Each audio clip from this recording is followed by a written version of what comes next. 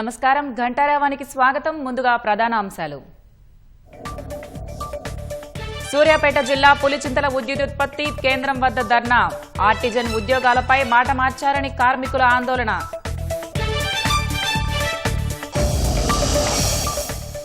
విశాఖలో గల్లంతైన మత్స్యకారుల కోసం బాధితుల ఆందోళన. Mechanised boat operators association office ముందు ధర్నా.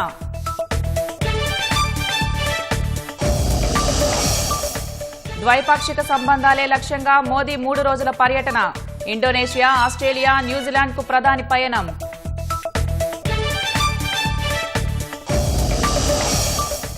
వియత్నాంను వణికించిన మైసాక్ తుఫాను. భారీ సంఖ్యలో నేలకూలిన చెట్లు, విద్యుత్ స్తంభాలు.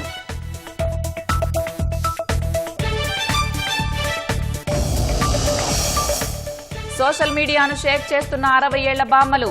డాన్స్ రీల్స్ తో మిలియన్ల వ్యూస్ సంపాదిస్తున్న మహిళలు.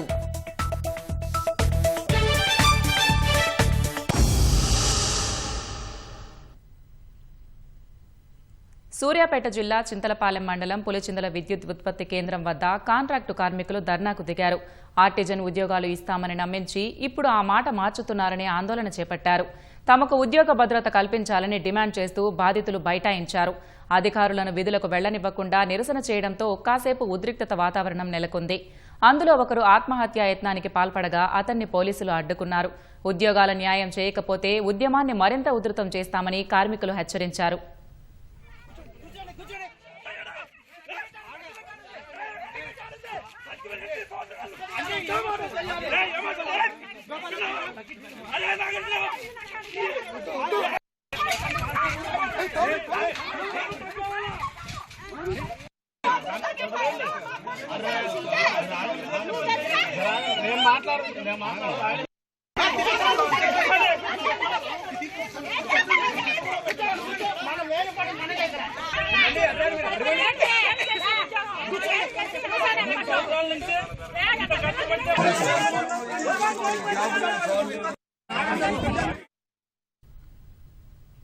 సిద్దిపేట జిల్లాలోని గురుకుల విద్యాలయాల్లో ఇంటర్మీడియట్ ప్రథమ సంవత్సరంలో మిగిలి ఉన్న సీట్ల భర్తీకి చేపట్టిన స్పాట్ అడ్మిషన్లకు విద్యార్థులు, తల్లిదండ్రుల నుంచి విశేష స్పందన లభించింది. జిల్లా వ్యాప్తంగా ఉన్న 37 గురుకులాల్లోని ఖాళీల భర్తీకి అధికారులు ప్రత్యేక ప్రవేశ ప్రక్రియ చేపట్టారు. సీట్ల భర్తీ కోసం అధికారులు 2 ప్రధాన కేంద్రాలను ఏర్పాటు చేశారు.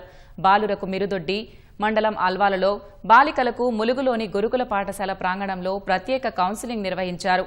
విద్యార్థులందరూ ఈ 2 కేంద్రాలకు రావాలని సూచించడంతో ఉదయం నుంచే ప్రవేశాల ప్రాంగణాలు విద్యార్థులతో కిక్కిరిసిపోయాయి. తమ పిల్లలకు గురుకులాల్లో సీటు దక్కించుకోవాలనే ఆతృతతో తల్లిదండ్రులు పెద్ద సంఖ్యలో తరలిరావడంతో సందడి నెలకొంది.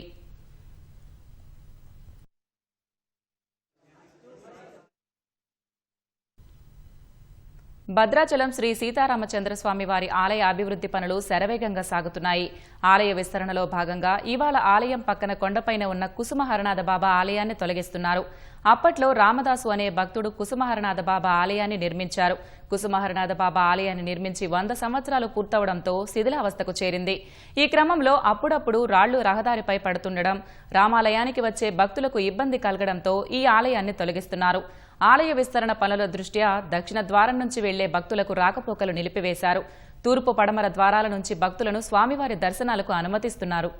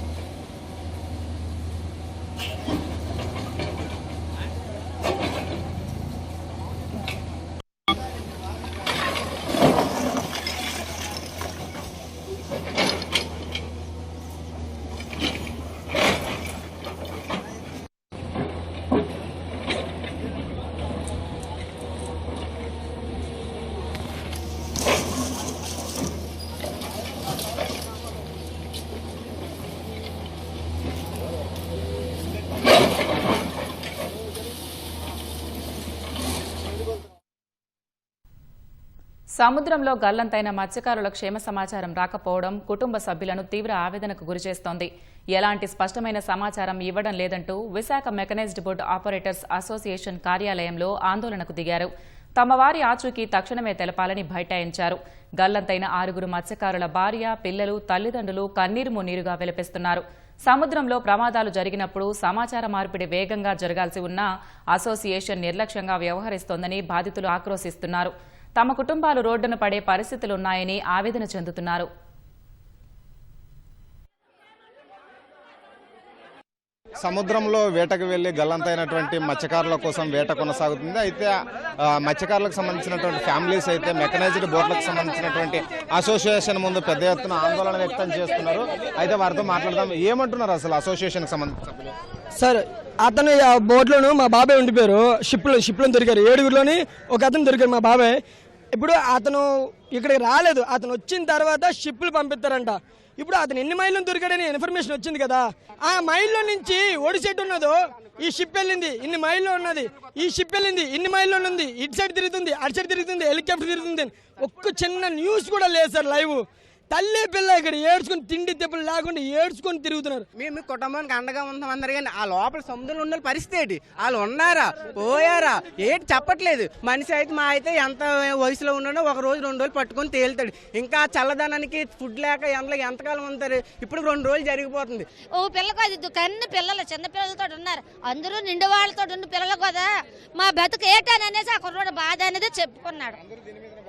మరి ఇప్పుడు చచ్చారనేసి రేపు గంగలోకి వెళ్ళడం మానరు. అదే బతుకు, అదే సాగు. వాళ్ళ తల్లి పిల్లలకు ఆ ఎలికి ఎక్కడున్నా ఎలికేసి ఆ వేడలు ఇచ్చినా పెట్టుకుంటారు. అదే మిమ్మల్ని కోరుకున్నది.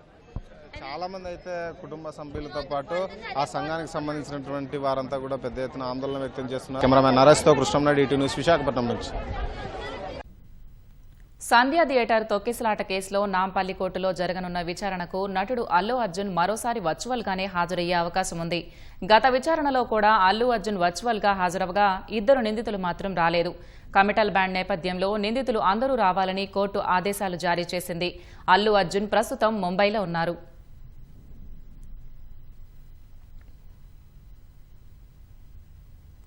రంగారెడ్డి జిల్లా అబ్దుల్లాపూర్ మెట్లోని ఓ బంగారు దుకాణంలో దుండగులు చోరీకి విఫలయత్నం చేశారు. షాప్లో అలారం మోగడంతో అక్కడి నుంచి పరారైన నిందితులు వెళ్లే ముందు సీసీ కెమెరాల హార్డ్ డిస్కులను ఎత్తుకెళ్లారు. అబ్దుల్లాపూర్ మెట్లోని శ్రీ గణేష్ జ్యువెలరీ షాప్ను లక్ష్యంగా చేసుకున్న దుండగులు పక్కనే ఉన్న దుకాణం గోడకు పెద్ద కన్నం వేసి లోపలికి ప్రవేశించే ప్రయత్నం చేశారు. అయితే షాప్లో అమర్చిన సెక్యూరిటీ అలారం మోగడంతో భయపడిన దొంగలు అక్కడి నుంచి పరారయ్యారు. సమాచారం అందుకున్న పోలీసులు సమీపంలోని సీసీ కెమెరా ఫుటేజీని సేకరించి నిందితులను గుర్తించే పనిలో ఉన్నారు.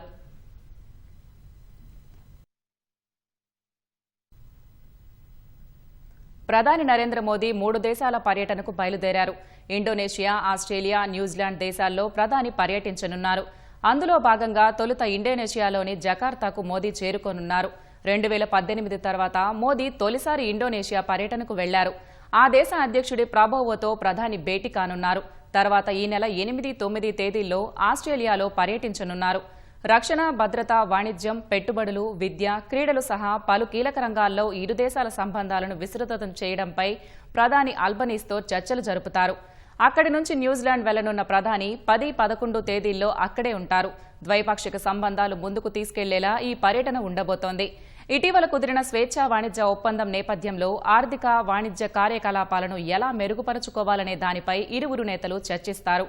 ప్రధాని 3 దేశాల పర్యటన Bharat act east policy, Mahasagar దార్శనికతను మరింత బలోపేతం చేస్తోందని ప్రధాని కార్యాలయం ఓ ప్రకటనలో వెల్లడించింది.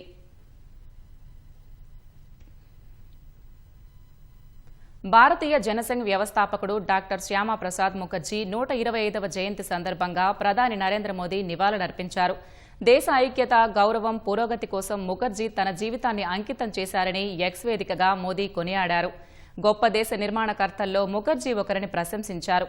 విభిన్న రంగాల్లో ముఖర్జీ అందించిన సేవలను ప్రధాని గుర్తు చేశారు. వినూత్న ఆలోచనలను, ప్రగతిశీల విద్యను ప్రోత్సహించిన గొప్ప విద్యావేత్తగా ముఖర్జీని అభివర్ణించారు. స్వతంత్ర భారత మొట్టమొదటి పరిశ్రమల శాఖ మంత్రిగా శ్యామప్రసాద్ పారిశ్రామిక స్వావలంబనకు బలమైన పునాదులు వేశారని మోదీ కొనియాడారు. అన్నింటికీ మించి దేశ ఐక్యత, సమగ్రత పట్ల ఆయనకున్న అచంచలమైన నిబద్ధత ప్రతి ఒక్కరికి శాశ్వత స్ఫూర్తిగా నిలుస్తుందని చెప్పారు. వికసిత్ భారత్ దిశగా మనం సాగిస్తున్న ప్రయాణంలో ముఖర్జీ దార్శనికత మనకు మార్గనిర్దేశం చేస్తూనే ఉంటుందని మోదీ ఆకాంక్షించారు.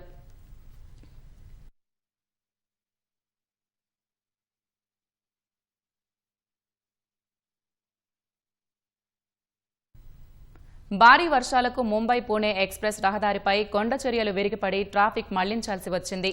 కోకోలి కుస్గావ్ మిస్సింగ్ లింక్ అలైన్మెంట్లో టన్నెల్ 2 ఎగ్జిట్ సమీపంలో కొండచర్యలు విరిగిపడగా ఆ మార్గంలో ట్రాఫిక్ను అధికారులు మళ్లించారు.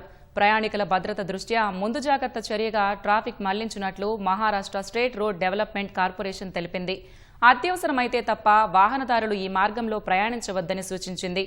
సహ్యాద్రి పర్వతాల గుండా వెళ్లే 13 కిలోమీటర్ల ఈ మిస్సింగ్ లింక్ బైపాస్ను 2 నెలల క్రితమే ప్రారంభించారు. దీనివల్ల ప్రయాణ దూరం 6 కిలోమీటర్లు తగ్గడమే కాకుండా ప్రయాణ సమయం కూడా 30 నిమిషాల వరకు ఆదా అవుతుంది. అటు కండాల ఘాట్ సెక్షన్లో కూడా వర్షపు నీరు నిలవడం, కొండ చర్యలు విరిగిపడటంతో ట్రాఫిక్కు అంతరాయం కలుగుతోంది.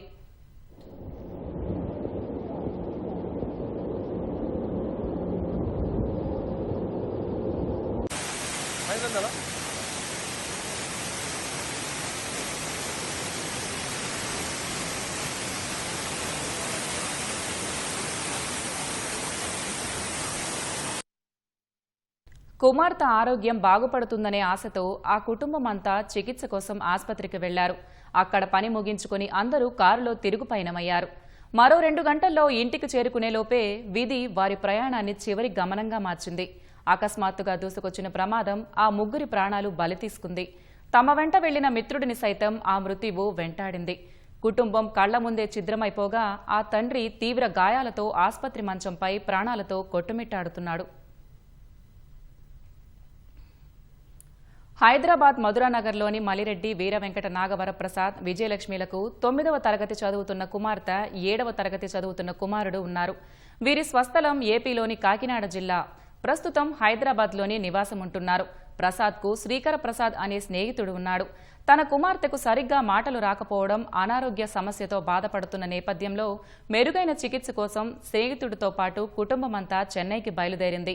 ఆస్పత్రిలో వెళ్లిన పని ముగించుకుని తిరిగొస్తుండగా తెల్లవారుజామున 5 గంటలకు అనుకోని ప్రమాదం వారి ప్రయాణానికి అడ్డుకట్ట వేసింది. మరో 2 గంటల్లో ఇళ్లు చేరుకుంటామనే లోపే నల్గొండ జిల్లా చిట్యాల మండలం పెద్దకాపర్తి వద్ద ప్రైవేట్ ట్రావెల్స్ బస్సు రూపంలో కారులో ఉన్న 4గురిని మృత్యువుడికి చేర్చింది.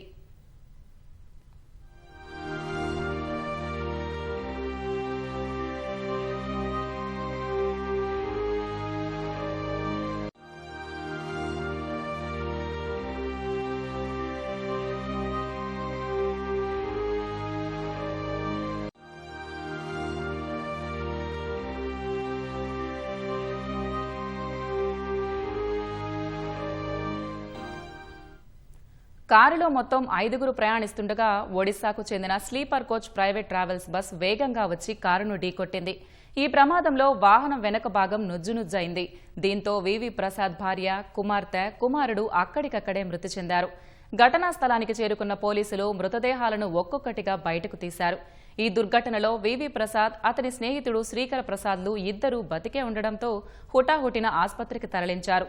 దురదృష్టవశాత్తు మార్గ మధ్యలోనే శ్రీకర ప్రసాద్ కూడా ప్రాణాలొదిలాడు.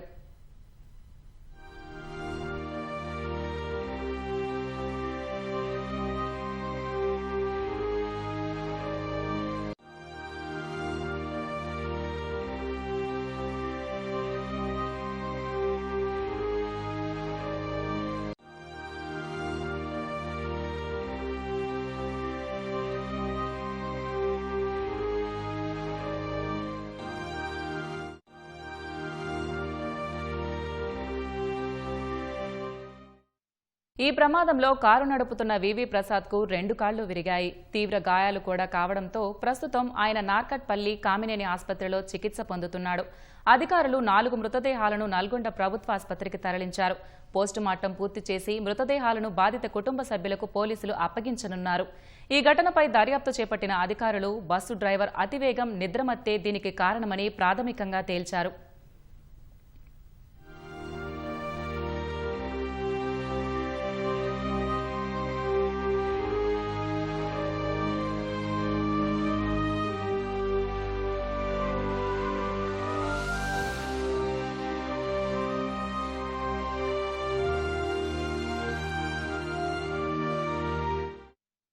భార్య పిల్లల మృతితో వివి ప్రసాద్ ఒంటరవడమే కాకుండా తను కూడా తీవ్ర గాయాలతో ఆసుపత్రిలో ప్రాణాలతో పోరాడుతున్నాడు. మిత్రుడితో కలిసి ప్రయాణం చేస్తున్న శ్రీకర ప్రసాద్ కూడా మరణించగా బాధిత కుటుంబాల్లో విషాద ఛాయలు అలుముకున్నాయి.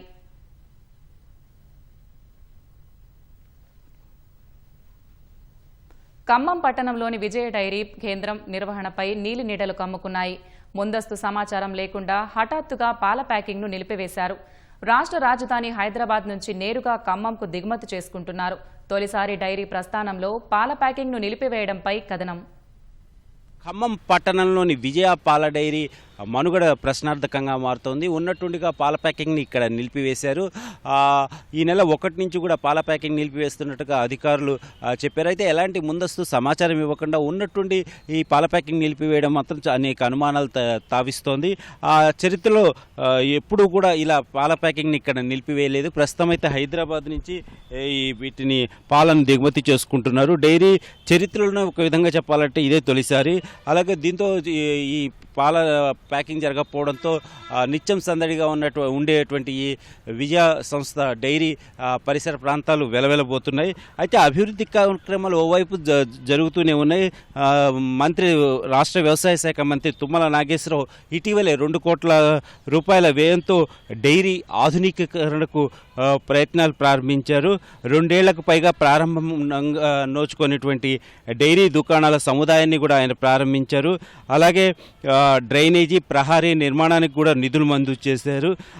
అయితే ఈ సందర్భంలోనే హైదరాబాద్లో ఉన్నటువంటి రాష్ట్ర పాడి పరిశ్రమాభివృద్ధి సంస్థ తీసుకున్నటువంటి అంటే పాల ప్యాకింగ్ని నిలిపివేయాలన్న తీసుకున్నటువంటి నిర్ణయం రైతులకు మాత్రం చాలా శరాఘాతంగా మారుతోంది. అయితే అధికారులు మాత్రం కొన్ని యంత్రాలు పనిచేయట్లేదు, ఇది తాత్కాలికమని చెప్తున్నారు. ఖమ్మం మిల్క్ షెడ్ అంటే ఖమ్మం కొత్తగూడెం జిల్లాలు కలిపి ఖమ్మం మిల్క్ షెడ్ అని పిలుస్తారు. మనకి ఈ సీజన్లో వచ్చేసరికి ఇప్పుడు లీన్ సీజన్ కాబట్టి మనకు గేదెలు అన్నీ ప్రెగ్నెంట్ టైంలో ఉంటాయి కాబట్టి మనకు ప్రొక్యూర్మెంట్ పాల సేకరణ అనేది చాలా తక్కువైపోయింది.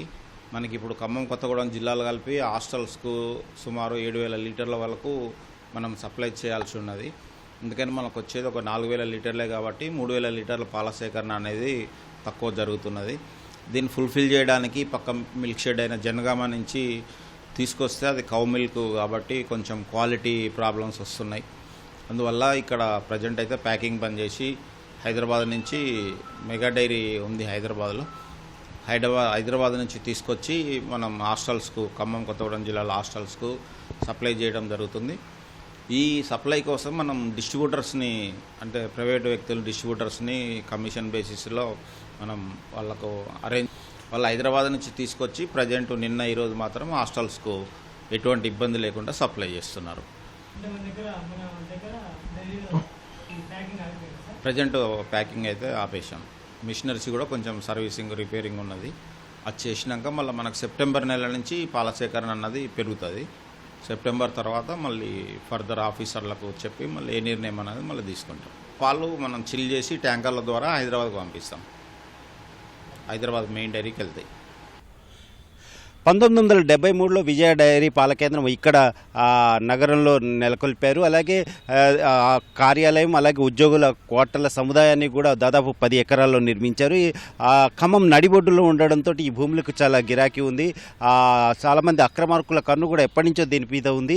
అలాగే దీన్ని లీజుకు కూడా దక్కించుకునేందుకు చాలా ప్రయత్నాలు చేశారు. కానీ ఇప్పుడు కూడా ఈ పాల డైరీ మూసివేయలేదు. అయితే ఇప్పుడు తాజాగా పాల ప్యాకింగ్ నిలిపివేయడంతో అనుమానాలకు మరింత ఊతమిస్తోంది. మరి ఇది పాల ప్యాకింగ్ కొనసాగిస్తారా లేదా పూర్తిగా నిలిపివేస్తారా? అలాగే మరి ఇక్కడ పనిచేస్తున్నటువంటి కార్మికుల భవితవ్యం ఏమిటి అన్నది తేలనుంది. కెమెరామెన్ చందుతో రవిచంద్ర, ఈటీవీ న్యూస్, ఖమ్మం. భద్రాచలంలోని శ్రీ నరసింహ సేవావాహిని ఆధ్వర్యంలో 2,500 మంది గిరిజన విద్యార్థులకు నోటు పుస్తకాలు, బ్యాగులు, స్టేషనరీ పంపిణీ చేస్తున్నారు. పాఠ్య పుస్తకాలు ఉన్నప్పటికీ కొన్ని మారుమూల గ్రామాల్లోని గిరిజనుల బాలులకు నోట్ పుస్తకాలు, బ్యాగులు లేక ఇబ్బందులు పడుతున్నారు. ఈ నేపథ్యంలో ఏటా భద్రాచలానికి చెందిన శ్రీ నరసింహ సేవావాహిని అధ్యక్షులు కృష్ణ చైతన్య గిరిజన విద్యార్థుల చదువుకు అవసరమైన సామాగ్రి ఇవ్వాలని నిర్ణయించుకున్నారు. భద్రాచలం నియోజకవర్గంలోని దుమ్ముగూడెం, చెర్ల, వాజేడు, వెంకటాపురం మండలాల్లోని మారుమూల గ్రామాల్లో వీటిని పంపిణీ చేస్తున్నారు. విద్యతోనే ఉన్నత స్థాయికి ఎదగగలమనే కారణంతో పేద విద్యార్థులకు పుస్తకాలు పంపిణీ చేస్తున్నట్లు కృష్ణ చైతన్య తెలిపారు. విద్య ఉంటేనే మానవ జీవితం అనేటువంటిది అద్భుతంగా ఉంటుంది అనేటువంటి సత్సంకల్పంతో ప్రతి ఒక్కరు కూడా విద్యకు దగ్గరగా ఉండాలి, విద్య అనేటువంటిది ప్రతి ఒక్కరికి కూడా హక్కు అనేటువంటి సత్సంకల్పంతో అనేక గిరిజన గ్రామాల్లో, మారుమూరి గిరిజన గ్రామాలలో చాలామంది విద్యార్థులకి అంటే పాఠ్య పుస్తకాలు ఉన్నప్పటికీ కూడా నోట్సులు తీసుకోలేక, వారి యొక్క బ్యాగులు తీసుకోలేక ఇబ్బంది పడుతున్నటువంటి కొన్ని వందలాది మంది గిరిజనులకి ప్రతి సంవత్సరం నృసింహ సేవావాహిని ఉచితంగా ఆ బ్యాగులు కావచ్చు, నోటు పుస్తకాలు కావచ్చు, స్టేషనరీ సామాన్లు అవన్నీ కూడా కొన్ని వందలాది మందికి ఇవ్వడం జరుగుతుంది. ఈ సంవత్సరం కూడా కొన్ని వందల గ్రామాల్లో అత్యంత విశేషంగా సుమారు ఒక 2500 మంది 3000 మంది విద్యార్థులకు ఈ యొక్క పాఠ్య పుస్తకాలు, బ్యాగులు ఇవన్నీ కూడా లక్షలాది రూపాయల ఖర్చుతోటి అందిస్తుంది. అంబేద్కర్ కోనసీమ జిల్లా మలికిపురం మండలం లక్కవరంలో అరుదైన జాతికి చెందిన 12 అంగుళాల ఎత్తున్న పుంగునూరు ఆవు చూపరులను విశేషంగా ఆకట్టుకుంటోంది. బోనం కాశీ అనే రైతుకు చెందిన ఈ ఆవుకు మహాలక్ష్మి అని పేరు పెట్టి కంటికి రెప్పలా చూసుకుంటున్నారు. ఈ అరుదైన ఆవును కొనుగోలు చేసేందుకు ఇప్పటికే పలువురు ఆసక్తి చూపుతున్నా తాము అమ్మబోమని ఆ కుటుంబం చెబుతోంది. పొంగునూరు ఆవును చూసేందుకు స్థానిక గ్రామాల నుంచి జనాలు వస్తున్నారు.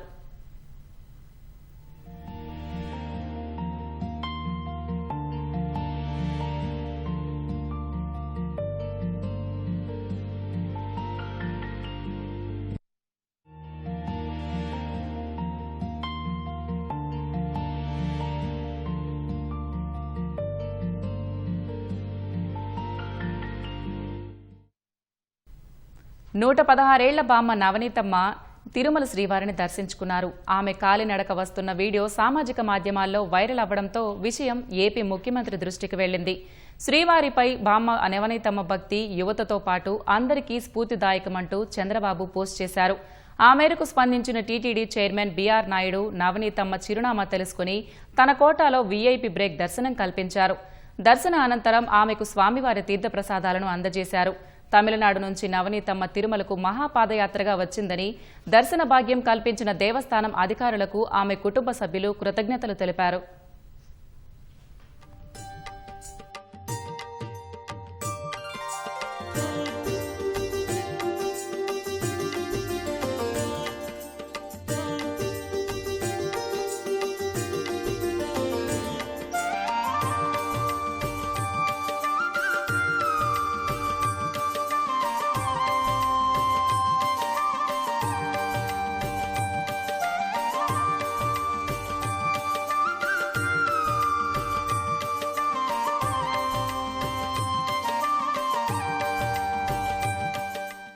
అమ్మ 116 సంవత్సరాలు తమిళనాడు నుంచి నడిచి వచ్చింది. ఇక్కడికి శ్రీవారి పాదాలని నడిచి వచ్చింది. అది ఎవరో చూసి వీడియో వైరల్ చేస్తే చైర్మన్ సార్కి వెళ్ళిన దానికి చైర్మన్ సార్ మాకు వీఐపీ దర్శనం కల్పించి మాకు మా అమ్మమ్మని అందరినీ దర్శనం ఇచ్చారు. చైర్మన్ సార్ కి కృప ఉందా, దైవ కృప ఉన్నా మాకు వీఐపీ దర్శనం అయిందన్నారా చాలా సంతోషంగా ఉంది. మర్చిపోయిన రోజుగా గుర్తు పెట్టుకుంటాము. అందరికీ ధన్యవాదాలు. దేవస్థానం అందరికీ నమస్కారాలు చేస్తాను. ధన్యవాదాలు చెప్పుకుంటున్నాను.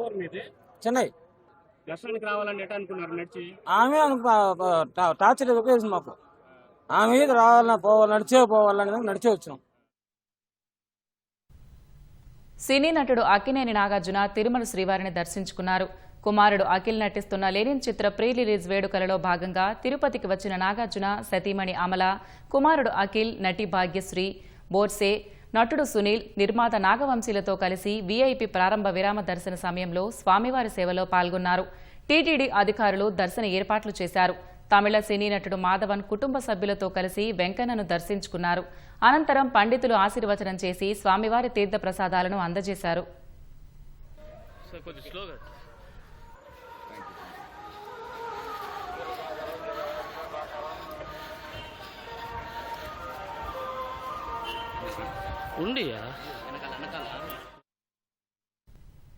ఎరువులు, ముడి సరుకులతో వస్తోన్న భారత్కు చెందిన 20 నౌకలు హర్ముజ్ జలసంధిని దాటినట్లు కేంద్రం ప్రకటించింది. ఎరువులు, ముడి సరుకులతో కూడిన 15 నుంచి 20 నౌకలు హర్ముజ్ జలసంధిని సురక్షితంగా దాటి భారత్ వైపు వస్తున్నట్లు కేంద్ర రసాయనాలు, ఎరువుల మంత్రిత్వ శాఖ వెల్లడించింది. వీటిలో 8 నౌకలు 3.32 లక్షల టన్నుల యూరియా, 4 నౌకల్లో 2.57 లక్షల టన్నుల డీఏపీ, 3 నౌకల్లో 1.11 లక్షల టన్నుల సల్ఫర్ను భారత పోర్టులకు తీసుకువస్తున్నాయని కేంద్ర ప్రభుత్వం తెలిపింది. మరో 5 నౌకలు కూడా త్వరలో రానున్నాయని, ఒక్కో దాంట్లో 25,000 టన్నుల అమ్మోనియా, 45,000 టన్నుల యూరియా ఉన్నట్లు చెప్పింది. ఈ సరుకులన్నీ ప్రణాళిక ప్రకారమే చేరుకుంటాయని పేర్కొంది. పశ్చిమాసియా ఘర్షణలు ప్రపంచ సరఫరా వ్యవస్థకు తీవ్ర అంతరాయం కలిగించాయని కేంద్ర మంత్రి జేపీ నడ్డా పేర్కొన్నారు. దీనివల్ల ఎరువుల ధరలు పెరగడంతో పాటు సరుకు రవాణా సమయం కూడా పెరిగిందన్నారు. ఈ పరిణామాల ప్రభావం భారత్ పైన పడిందని పేర్కొన్నారు. అయితే ప్రపంచవ్యాప్తంగా ధరలు పెరిగినప్పటికీ ప్రభుత్వం రైతుల ప్రయోజనాలను కాపాడిందని ఆయన చెప్పారు. ప్రధానమంత్రి మార్గదర్శకత్వంలో ఎరువుల శాఖ తీసుకున్న ముందస్తు చర్యలే ఇందుకు కారణమని నడ్డా ప్రశంసించారు.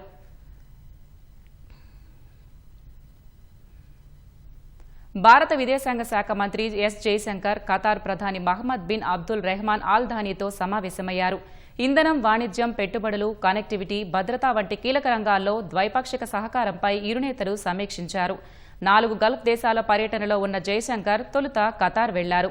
అక్కడి ప్రధానితో భేటీ అయిన ఆయన ఖతార్లో నివసిస్తున్న భారతీయుల భద్రత, సంక్షేమానికి పెద్దపీట వేస్తున్నందుకు కృతజ్ఞతలు తెలిపారు. ఈ సమావేశానికి సంబంధించిన ఫోటోలను జయశంకర్ ఎక్స్లో పంచుకున్నారు. ఇరు దేశాల వ్యూహాత్మక భాగస్వామ్యాన్ని మరింత బలోపేతం చేసేందుకు కొత్త అవకాశాలను అన్వేషించినట్లు రాసుకొచ్చారు. పశ్చిమాసియా వివాదం, దాని ప్రభావంపై కూడా చర్చించినట్లు వెల్లడించారు.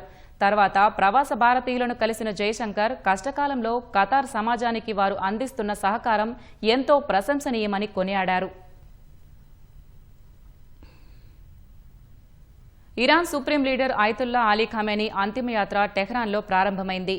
ఫిబ్రవరి 28న ఇజ్రాయెల్, అమెరికా సంయుక్తంగా చేసిన వైమానిక దాడిలో ఖమేనీతో పాటు ఆయన కుటుంబీకులు కూడా ప్రాణాలు కోల్పోయారు. వారందరి మృతదేహాలను జాతీయ పతాకంతో కప్పిన శవపేటికలలో ఉంచి ఒక ట్రక్కుపై తరలించారు. ఖమేనీకి నివాళులర్పించేందుకు నల్లని దుస్తులు ధరించిన వేలాది మంది ప్రజలు తరలివచ్చారు. టెహ్రాన్ వీధుల గుండా ప్రయాణించి మెహ్రాబాద్ అంతర్జాతీయ విమానాశ్రయానికి ఊరేగింపుగా చేరుకోనున్నారు. ఇరాన్లోని ప్రధాన నగరాలతో పాటు ఖమేనీ భౌతిక కాయాన్ని పొరుగు దేశమైన ఇరాక్లోని పవిత్ర నగరాలకు కూడా తరలించనున్నారు.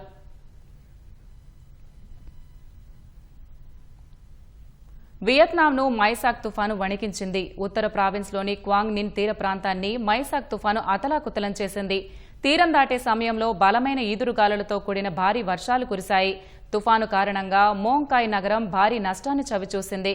విద్యుత్ సరఫరాకు తీవ్ర అంతరాయం ఏర్పడటంతో ప్రజలు తీవ్ర ఇబ్బందులు పడ్డారు. పలు ప్రాంతాల్లో భారీ సంఖ్యలో చెట్లు నేలకొలగా విద్యుత్ స్తంభాలు విరిగిపడ్డాయి. పదుల సంఖ్యలో భవనాలు, మౌలిక సదుపాయాలు తీవ్రంగా దెబ్బతిన్నాయి. క్వాంగ్ నిన్ ప్రావిన్స్లో దాదాపు 1000కి చెట్లు ఇరిగిపడ్డాయి. క్వాంగ్ నిన్తో పాటు లైచౌ, సోన్లా తదితర ప్రావిన్స్లలోనూ భారీ వర్షాలు బీభత్సం సృష్టిస్తున్నాయి. ఏ క్షణంలోనైనా ఆకస్మిక వరదలు ముంచెత్తే ప్రమాదం ఉందని, కొండ చర్యలు విరిగిపడే అవకాశం ఉందని స్థానిక అధికారులు హై అలర్ట్ ప్రకటించారు.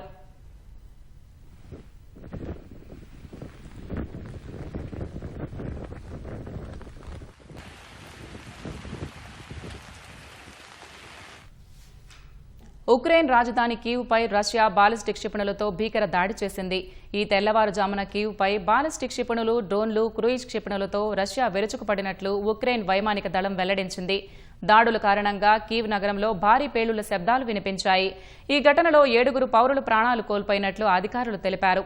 పలు ప్రాంతాల్లో అగ్ని ప్రమాద ఘటనలు, ఆస్తి నష్టం సంభవించినట్లు వెల్లడించారు. మాస్కో మరో దాడికి సిద్ధమవుతోందని ఉక్రెయిన్ అధ్యక్షుడు జెలెన్స్కీ హెచ్చరించిన కొన్ని గంటల్లోనే దాడులు జరిగాయి.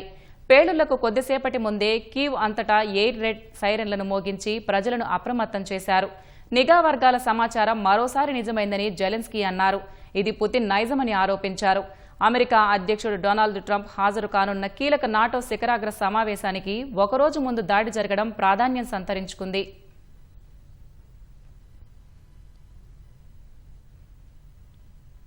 కర్ణాటక రాజధాని బెంగళూరులో కొందరు ఆకతాయిలు బైక్లపై రెచ్చిపోయారు.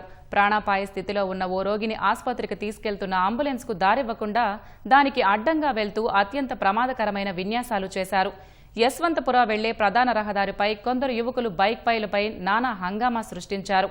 అదే సమయంలో ఓ అంబులెన్స్ అత్యవసర పరిస్థితిలో ఉన్న రోగిని తీసుకుని వేగంగా వెళ్తోంది. రోగి పరిస్థితి విషమంగా ఉండటంతో అంబులెన్స్ డ్రైవర్ సైరన్ ఆన్ చేసి నిరంతరంగా హారన్ మోగిస్తూ దారి ఇవ్వాలని కోరాడు. ముందు వెనక ఆలోచించని ఆ బైకర్లు అంబులెన్స్కు సైడ్ ఇవ్వకపోగా రోడ్డంతా ఆక్రమించుకుని దాని ముందే ప్రయాణించారు. అంబులెన్స్ వేగాన్ని అడ్డుకుంటూ అత్యంత నిర్లక్ష్యంగా ప్రాణాంతకమైన రీతిలో బైక్ విన్యాసాలు చేస్తూ ముందుకు సాగారు. ఈ ఘటనకు సంబంధించిన వీడియో ప్రస్తుతం సామాజిక మాధ్యమాల్లో వైరల్ అవుతోంది. దీనిపై నెటిజన్ల నుంచి విమర్శలు వ్యక్తమవుతున్నాయి. ఈ వీడియో ఆధారంగా బెంగళూరు ట్రాఫిక్ పోలీసులు దర్యాప్తు ప్రారంభించారు. బైక్ల నెంబర్ల ఆధారంగా నిందితులను గుర్తించే ప్రక్రియ వేగవంతం చేశామని వెల్లడించారు. త్వరలోనే ఆ యువకులను పట్టుకుంటామన్నారు.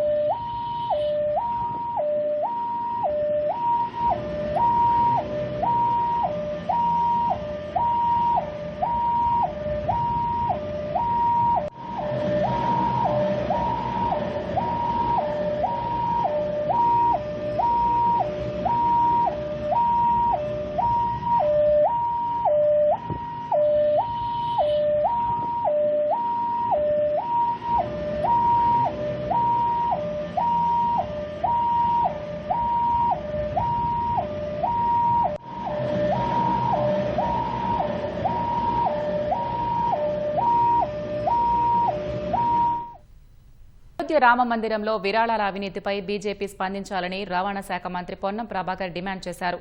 సిద్దిపేట జిల్లా హుస్నాబాద్ మండలం జల్లెలగడ్డలో ఏర్పాటు చేసిన మీడియా సమావేశంలో మంత్రి మాట్లాడారు. బీజేపీ నాయకుల అవినీతిని అయోధ్య ప్రజలు ముందే గుర్తించి అక్కడ బీజేపీ ఎంపీ అభ్యర్థిని ఓడించారని విమర్శించారు.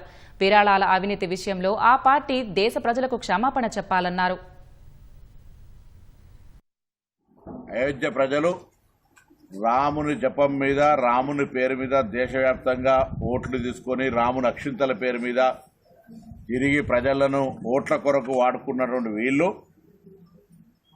ఈ ఆదాయ మార్గంగా అక్రమంగా ఇందులో అవినీతికి పాల్పడుతున్నారని గమనించి అయోధ్యలో కూడా భారతీయ జనతా పార్టీని ఎంపీని ఓడగొట్టారు. ఇది ఇండికేషన్, వాళ్లకు ఒక చెంపపెట్టు లాంటిది. ఎందుకంటే ఏ రాముడిని చూపెట్టి ఇక్కడ వాళ్ళందరూ కూడా రూపాయి అర్ధో వాళ్ళ స్తోమతను బట్టి చందాలు ఇచ్చినటువంటి వాళ్ళమే. ఇలా రాముని పేరు మీద రామ భక్తి కొరకు ఇచ్చినాం. వాటన్నిటిని కూడా ఇంత పెద్ద ఎత్తున దుర్వినియోగం చేయడం అనేటువంటిది అందరికీ ఇది ఒక బాధాకరమైన అంశం.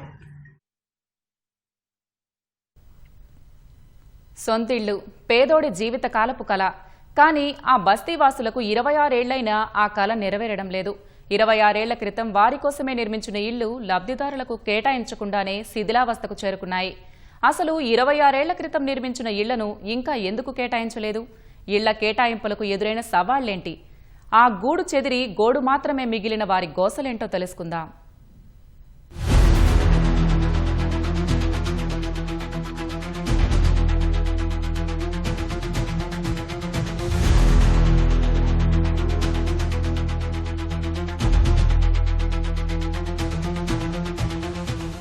సనత్ నగర్ డివిజన్లోని శ్యామలకుంట బస్తీలో పేదల కోసం ప్రభుత్వం పక్కా ఇళ్లు నిర్మించింది. 26 ఏళ్ల క్రితం నూతన భవనాల నిర్మాణం కోసం పేదలు తమ ఇళ్ల స్థలాన్ని ప్రభుత్వానికి ఇచ్చారు. పూరిళ్లు కోల్పోయినా మంచి ఇల్లు వస్తుందని ఆశపడి అద్దె ఇళ్లలో కిరాయి భారమైనా భరించారు. నిర్మాణం పూర్తయింది. నేడో రేపో ఇళ్లను కేటాయిస్తారు, పట్టాలిస్తారని ఎదురు చూశారు. కానీ 26 ఏళ్లు గడిచినా శ్యామలకుంట బస్తీవాసుల సొంతింటి కల కల్లగానే మిగిలిపోయింది. కొందరు ఆ ఇళ్లలో నివాసం ఏర్పాటు చేసుకుని కింది అంతస్తుల్లో తాత్కాలికంగా నివసిస్తున్నారు. పై అంతస్తుల్లోని ఇళ్లన్నీ మురికి కూపాలుగా మారిపోయాయి. చెత్త చెదారంతో దర్శనమిస్తున్నాయి. ప్రభుత్వం పట్టాలు ఇవ్వకపోవడంతో విధిలేని పరిస్థితుల్లో ఇక్కడ నివసిస్తున్నట్లు చెబుతున్నారు.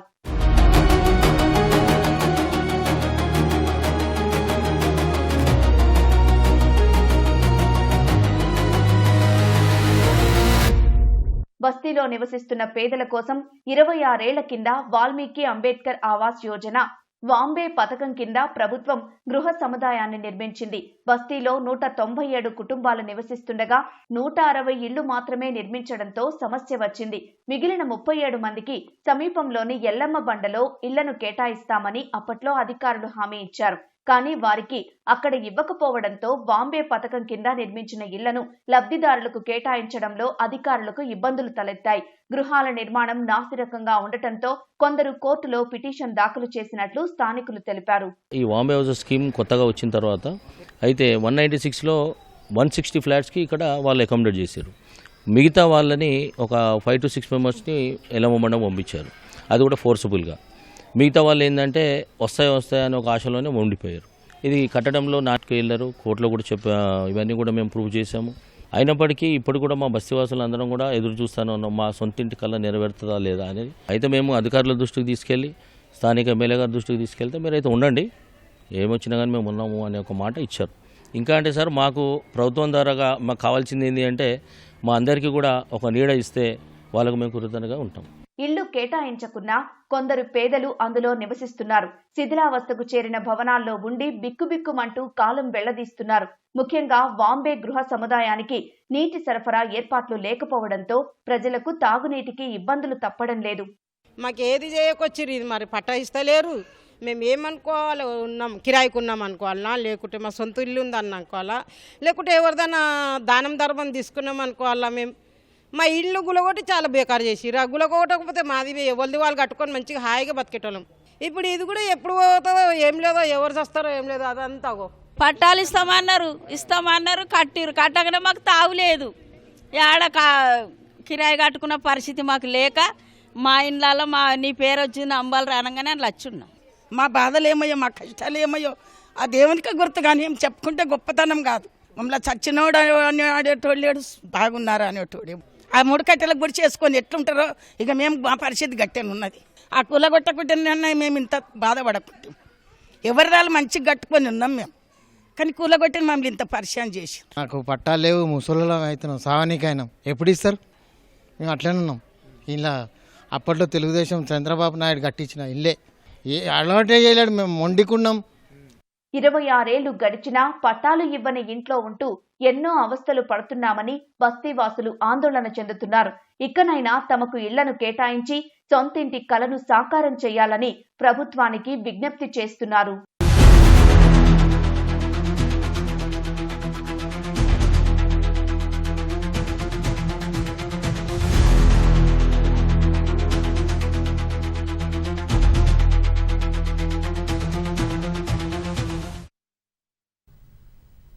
మూడు రోజుల క్రితం ఎడారిలా ఇసుక మెటలతో కనిపించిన గోదావరి జలకలను సంతరించుకుంది.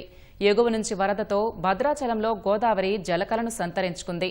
చాలా రోజుల తర్వాత గోదావరి నదికి వరద వస్తోంది. 3 రోజుల క్రితం భద్రాచలం వద్ద గోదావరి నీటి మట్టం 2 అడుగుల మేర ప్రవహించింది.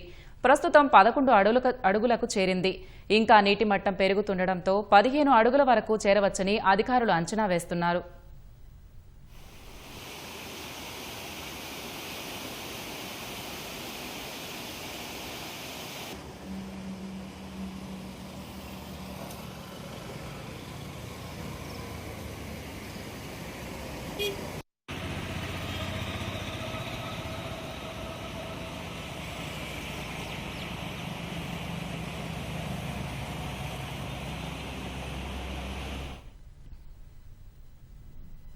ఖర్జూర ఈ పేరంటే తెలియని వారు బహుశా ఎవరూ ఉండరు. మన రాష్ట్రంలో ఖర్జూర సాగు మాత్రం చాలా తక్కువే. ఎడారి దేశాల్లో పండే ఈ పంటను ఇప్పుడు మన దగ్గర పండిస్తున్నారు. మెదక్ జిల్లా రామాయంపేటలో ఖర్జూర సాగు చేయగా ఏపుగా పెరిగి పంట చేతికొచ్చింది. ఖర్జూర సాగుపై మరిన్ని వివరాలను రైతు సత్యనారాయణను అడిగి తెలుసుకుందాం. ఖర్జూర ముఖ్యంగా ఎడారి ప్రాంతాల్లో ఎక్కువగా పండే ఈ పంట మనకి మన తెలంగాణ రాష్ట్రంలోని మెదక్ జిల్లాలో సాగు చేస్తూ అద్భుతమైన లాభాలు గడుస్తున్నారు అన్న సత్యనారాయణ అనే రైతు. ముఖ్యంగా ఈ ఖర్జూర పంట వేయాలి అనే ఆలోచన ఆయనకు ఎందుకు వచ్చింది, ఈ పంట సాగు చేయబట్టి ఎన్ని రోజులు అవుతుంది, దీనివల్ల అంటే మిగతా పంటలతో పోలిస్తే దీని సాగు రకం అనేది ఎలా ఉంటుంది, దీనివల్ల ఎలాంటి లాభాలు గడిస్తున్నారు అనే మాటలు ఆయన మాటలు అడిగి తెలుసుకుందాం. సార్ నమస్తే అండి. నమస్కారం. ముఖ్యంగా చూసినట్లయితే సార్ అసలు మీకు ఈ ఖర్జూర పంట వేయాలి అనే ఆలోచన ఎందుకు వచ్చింది, మొత్తంగా మీరు ఏ రకంగా దీన్ని సాగు చేసి ఈ పంట దశని మనకి కోత దాకా తీసుకొచ్చారు? ఇది 13 ఎకరాలు మాది మొత్తము వ్యవసాయ క్షేత్రము. దీంట్లో ముందు మేము వేసింది మల్బారు, శ్రీగంధం వేసాము. వేసిన తర్వాత నేను వెళ్తూ ఉంటే అనంతపూర్లో ఖర్జూర పంటను చూసి ఈ ఖర్జూరం మనకెందుకు వేయకూడదని నేను వాళ్ళకి ఎక్కడి నుంచి మొక్కలు వచ్చినాయి అంటే లండన్ ల్యాబ్ నుంచి నిజాముద్దీన్ గారు అనేది తీసుకొస్తున్నారు, ఆయన దగ్గర తీసుకోండి అని వాళ్ళు అడ్వైజ్ చేసినప్పుడు నేను వెళ్ళి 280 ప్లాంట్స్ తెచ్చానండి 2019లో. 2019లో తెచ్చిన తర్వాత ఆ మొక్కలను పెంచుతూ ఉన్న తర్వాత మాకు 2023లో మాకు క్రాప్ వచ్చింది. ఆ క్రాప్ వస్తే అనంతపూర్లో చాలా స్వీట్ ఉంది. ఈ తాజా ఖర్జూర అనేది ప్రపంచంలో అనంతపూర్ ఒక్కటే స్వీట్ ఉంటుంది. ఇది మామూలుగా గుజరాత్లో కూడా వేశారు. గుజరాత్లో వేసినప్పటికీ గుజరాత్లో వగరుంది, దుబాయ్లో ఎక్కడెక్కడైతే వగరు ఉంటుందో అదే వగరు ఇక్కడ కూడా ఉంది. కానీ అనంతపూర్లో స్వీట్ ఉంది. ఆ స్వీట్ మాకు కూడా రామాయపేటలో కూడా వచ్చింది స్వీటు. వచ్చిన తర్వాత మేము 23లో 280 ప్లాంట్లు వేసిన 19లో వేసిన 280 ప్లాంట్లకు అదనంగా మిగతా అన్ని తీసేసి మల్బారు శ్రీగంధం అంతా తీసేసి టోటల్గా ఇంకో 750 ప్లాంట్స్ తోటి ఇప్పుడు 1000 ప్లాంట్లతోటి మాకు 750 ప్లాంట్స్ ఇరాన్ టిష్యూ ల్యాబ్ నుంచి నిజాముద్దీన్ గారు ఇచ్చారు మాకు ఆ ప్లాంట్స్. ఇవన్నీ ఈ ప్లాంట్లతోటి మొత్తం 1000 ప్లాంట్స్ అయిందండి. ఈ పంట ఎట్లుందంటే మొత్తం క్రాప్ 5 సంవత్సరాలకు వచ్చినప్పటికీ 3 సంవత్సరాల నుంచి క్రాప్ స్టార్ట్ అవుతుంది. స్టార్ట్ అవుతానికి మెయిన్ కారణము దీంట్లో ముఖ్యమైన విషయం ఏంటంటే పాలినేషన్. దీనికి మేల్ ఫ్లవరు ఫిమేల్ ఫ్లవర్ అని ఉంటాయండి. మేల్ చెట్లు 10% మేల్ చెట్లు ఉంటాయి. ఇప్పుడు 280 ప్లాంట్స్ ఉన్నాయంటే ఫస్ట్ మేము తెచ్చుకున్నాయి 20 ప్లాంట్స్ మేల్ తెచ్చాం. అట్లాగే అన్నిటికీ మేల్ ఫ్లవర్ 10% మేల్ ఉంటుంది. ఆ మేల్ ఫ్లవర్ ఉంటుంది, ఫిమేల్ ఫ్లవర్ ఉంటుంది. మేల్ ఫ్లవర్ జనవరిలో ఎర్లీ మార్నింగ్ 4 o'clock వస్తుందండి. చాలా విచిత్రంగా ఉంటుంది. ఇది 4 o'clock వస్తుంది, అట్రాక్ట్ చేస్తుంది మేల్ ఫ్లవరు. దాంతో 6:30 లోపలే మేము కట్ చేయాలి. దాన్ని కట్ చేసి ఆ మేల్ ఫ్లవర్ని పిప్పొడి చేసి ఏసీ రూమ్లో పెట్టుకొని ఉంటాము. తర్వాత 15 రోజుల తర్వాత ఫిమేల్ ఫ్లవర్ వస్తుంది. ఆ ఫిమేల్ ఫ్లవర్కి మేము మేల్ ఫ్లవర్ పిప్పొడిని తీసుకెళ్ళి పాలినేషన్, మాన్యువల్ పాలినేషన్ మాత్రమే ఉంటుందండి. దీనికి న్యాచురల్ పాలినేషన్ అనేది లేదు. ఈ ముళ్ళు తీసుకుంటా తన కష్టమైన పనిది. ఈ ఫ్లవర్ తీసిన తర్వాత ఫిబ్రవరిలో అయిన తర్వాత ఈ రకంగా జూన్ జూలైకి క్రాప్ ప్రతి సంవత్సరము జూన్ జూలైలో తాజా ఖర్జూర వస్తుంది. ఈ తాజా ఖర్జూర కట్ చేసిన తర్వాత చాలా స్వీట్ ఉంటుంది. ఇది ఎంత తిన్నా పోషక విలువలు ఉన్నాయి, ఐరన్ ఉంది, ఫైబర్ ఉంది, పొటాష్ ఉంది. కాబట్టి ఇంత పోషకాలు ఉన్న పండు ఏది కూడా లేదు. ఇది ఉట్టి మామూలు పండు కాదండి. ఇది మెడిసిన్ ఫ్రూట్. ఇది అటువంటి ఫ్రూట్ను మన ప్రజలు తినాలి, మన తెలంగాణ ప్రజలు తినాలనుకుంటున్నాం.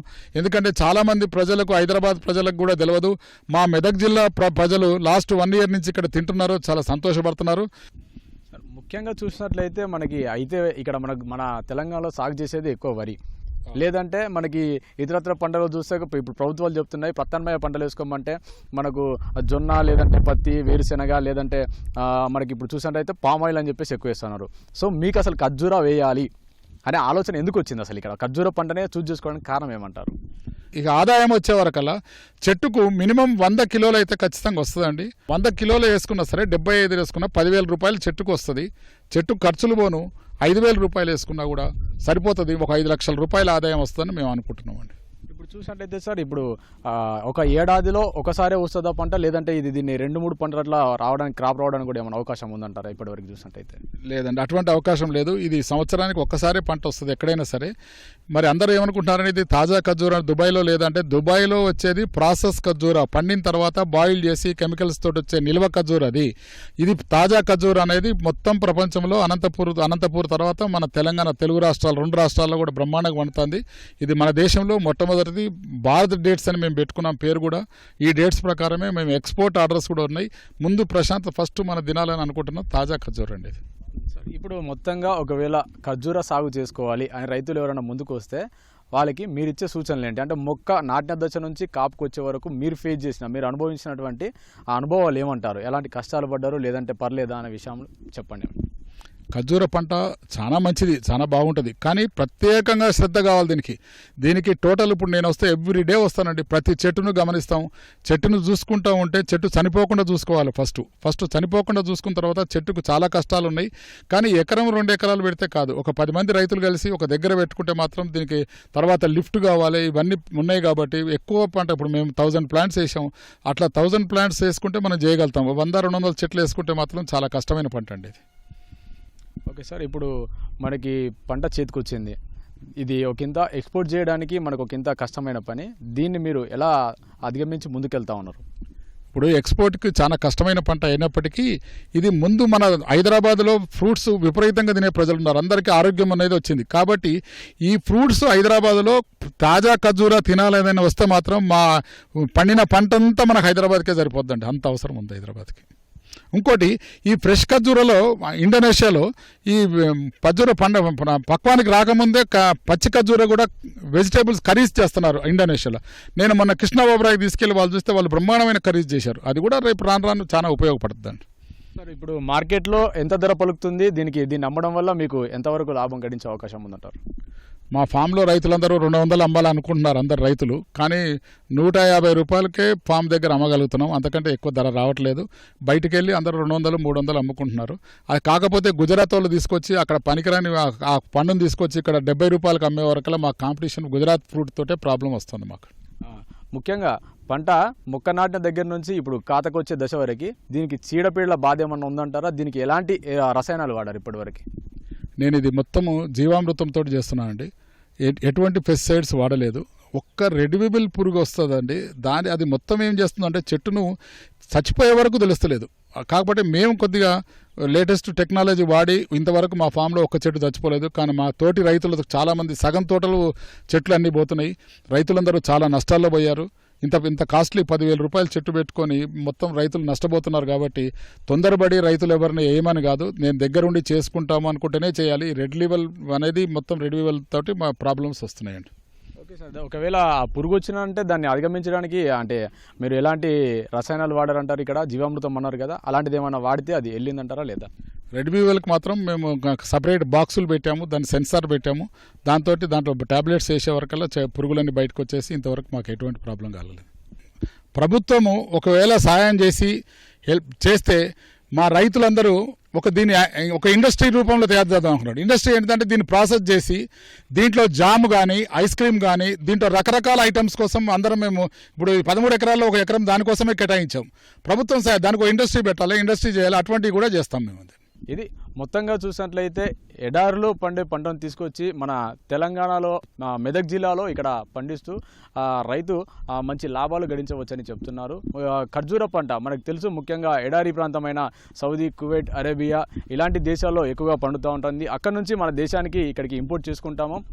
మొదలుపెట్టిన ప్రాసెస్ నుంచి తుది అంకానికి చేరుకునే కోత దశ వరకు విభిన్న ప్రాసెస్లో మొత్తము కొన్ని కష్టాలు ఉన్నాయి, వాటిని కూడా అధిగమించి ముందుకొచ్చి ఇక్కడ దాకా తీసుకొచ్చాము.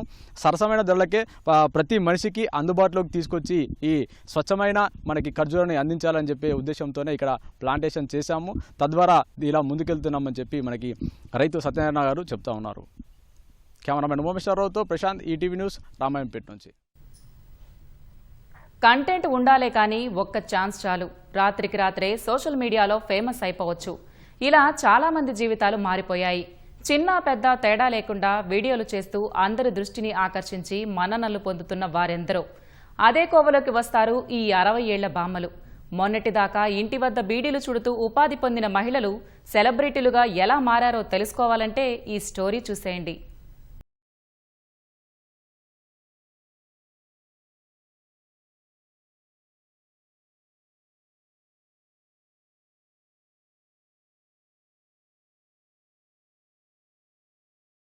జగిత్యాల జిల్లా ఇబ్రహీంపట్నం మండలం గోదూర్ గ్రామానికి ఓ ప్రత్యేకత ఉంది. ఈ గ్రామంలో అత్యధిక శాతం కళాకారులే ఉంటారు. 50 ఏళ్ల నుంచి బుర్రకథలు, హరికథలు, నాటికలు, నృత్యాలు చేస్తూ కళలను పోషించుకుంటూ వస్తున్నారు. చిన్నారులు, యువత, వృద్ధులు ఇలా అన్ని వర్గాల వారు వివిధ కళలు ప్రదర్శిస్తూ మంచి ప్రశంసలు అందుకుంటున్నారు. 2 మహిళల మధ్య నడుచుకుంటూ వస్తున్న ఆ యువకుడి పేరు తెలుకంటి గంగాధర్. గ్రామంలో ప్రైవేట్ టీచర్గా చేస్తున్నాడు. పనిచేస్తూనే తనలోని కళను ప్రదర్శించాడు. 3 ఏళ్ల క్రితం సెల్ ఫోన్లో తను రాసుకున్న ఓ స్కిట్ ను చిన్నారులతో ప్రారంభించాడు. అలా పలు రీల్స్ చేస్తుండగా తమ కుటుంబ సభ్యులైన లలిత, నర్సవ్వలిద్దరూ మేం కూడా రీల్స్ చేస్తామని ఉత్సాహాన్ని కనబరిచారు. దీంతో వారితో కలిసి రీల్స్, డాన్స్ చేయడం ప్రారంభించారు. 60 ఏళ్ల వృద్ధులు ఉత్సాహంగా స్టెప్పులు వేయడంతో ఆ రీల్స్ కాస్త వైరల్ గా మారాయి. దీంతో గోదూర్ టీవీ అనే ఛానల్ ఏర్పాటు చేసి వారు చేసే నృత్యాలన్నీ వివిధ మాధ్యమంలో పోస్ట్ చేస్తూ అందరి మన్ననలు పొందుతున్నారు.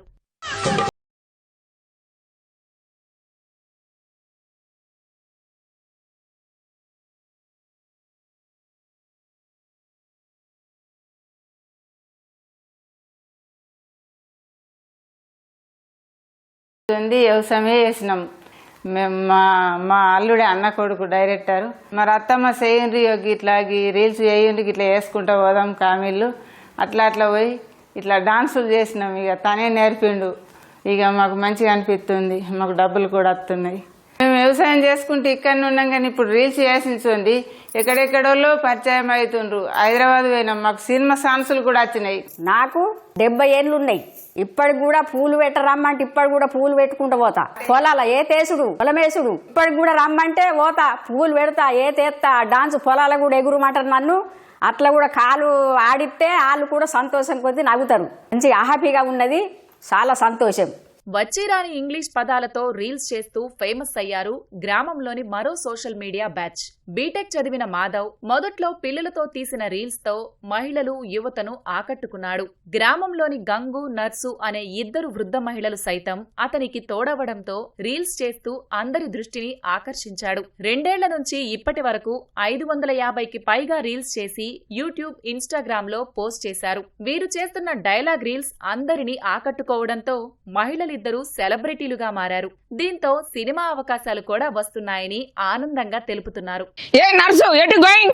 ఏ గంగు హాయ్, దుకాణంలో గోయింగ్. నువ్వెటు గోయింగ్? ఓ రేపు మండే కదా, బొబ్బల్లో పెండ కోసం going. Good good. Fried dish hand bag తీసుకుపోండి. మన విలేజ్ లో ప్లాస్టిక్ కవర్లు బ్యాన్, అందుకే హ్యాండ్ బ్యాగ్ లా పెండ తీసుకురా నాకు going. Good good. Okay okay. What is this cover?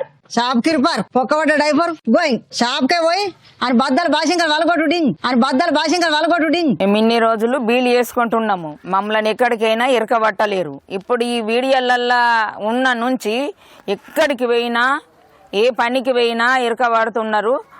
అందరు వచ్చి మాట్లాడిస్తున్నారు, ఫోటోలు దిగుతున్నారు. ఇక ఈ చెవిటి గంగు వీడియో తీస్తున్నారు. తీసినప్పుడు అందులో ఒక మనిషి తక్కువ అని చెప్పి పెద్దమ్మ వీడియో తీస్తామని నా దగ్గరకు వచ్చి అడిగిండు. అనుమూల చెవిటి గంగు వీడియో నుంచి నేను సురు పెట్టిన. అప్పటి నుంచి పోయి వీడియో తీస్తున్నాం. ఇప్పుడు ఎక్కడికి పోయినా కానీ మమ్మల్ని గుర్తుపడుతుండ్రు, ఫోటోలు దిగుతుండ్రు, లైకులు కొడుతున్నాం అంటుండ్రు, మంచిగా మీరు ప్రేమ సైతురు అని చెప్తుండ్రు. అంతే సంతోషం అనుకొని సప్పుడా కూకుంటున్నా. నా పేరు మాధవ. సో నేను బీటెక్ చేసి మన గవర్నమెంట్ జాబ్ ప్రిపేర్ అయిన ఉంటాయి ఏడబ్ల్యూకి. సో ఏడబ్ల్యూ ప్రిపేర్ అయినాక ఎగ్జామ్ రాసినాక సో దానికి రిజల్ట్కి టైం ఉన్న గ్యాప్ ఉండే. సో గ్యాప్ ఉన్నప్పుడు ఏం చేయాలని థాట్ వచ్చింది నాకు. వీడియోస్ తీద్దామని మెల్లగా ఫస్ట్ నేను తీసిన చిన్నపిల్లలతోటి షార్ట్ ఫిల్మ్స్, రీల్స్ లా తీసిన. సో తీసేటప్పుడు గంగవ్వ నేను కూడా యాక్టింగ్ చేస్తా, మంచి ఉన్నాయి మీ దాంట్లో అని చేస్తే ఫస్ట్ ఆమెను తీసుకున్నా. సో ఆమెను తీసుకున్నాక ఆమెతో పాటు ఇంకొక ఆమె. సో ఆమె వచ్చినాక మళ్ళీ నర్సవ్ వచ్చింది. ఇట్లా రెగ్యులర్ తీసుకుంటా పోతే ఇట్లా వచ్చేసింది. రెగ్యులర్గా మనకు ఓన్లీ ఇన్స్టాగ్రామే కాదు, యూట్యూబ్లో కూడా చాలా ఫేమ్ అయినాం. కాకపోతే ఈ ఇంగ్లీష్ టాకింగ్ వీడియోస్ తోటి చాలా వైరల్ అయినాం. వీడియోస్ చేయకనే ముందు ఎవరింట్లో వాళ్ళు చూసినంత బీళ్ళు ఎంత చేసినా అని మా అంటే 2000 రాకపోయేది. కానీ ఇప్పుడు వీడియో చేసిన నుంచి హైదరాబాద్ వెళ్ళినాం కొన్ని ప్రమోషన్స్కి, మీ వీడియోస్ బాగున్నాయి అనడం. సో అని నాకు చాలా బాగా అనిపిస్తుండే, వాళ్ళకు కూడా ఫుల్ ఖుషి.